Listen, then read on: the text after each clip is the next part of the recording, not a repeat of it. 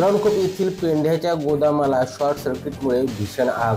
12 लाख रुपयांचा पेंढा आगीच्या भक्ष्यस्थानी.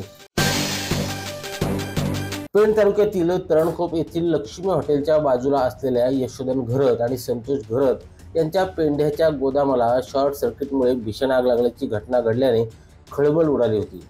गोदाम पेंढ्यांनी भरलेले असल्याने आगीने रौद्ररूप घेतले होते. पेण नगरपालिकेचे अग्निशमन दल, JSW कंपनीचे अग्निशमन दल यांच्या शर्थीच्या प्रयत्नांनी आग आटोक्यात आणण्यात आली.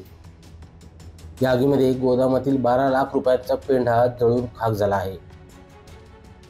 किरण बांधणकर, संवाद मराठी लाईव्ह, पेण.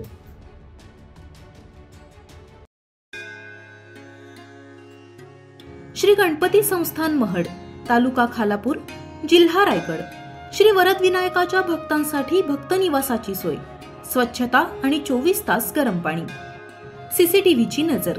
आगाऊ नोंदणीसाठी संपर्क करा 02192 26 69 12 72 76 47 38 54.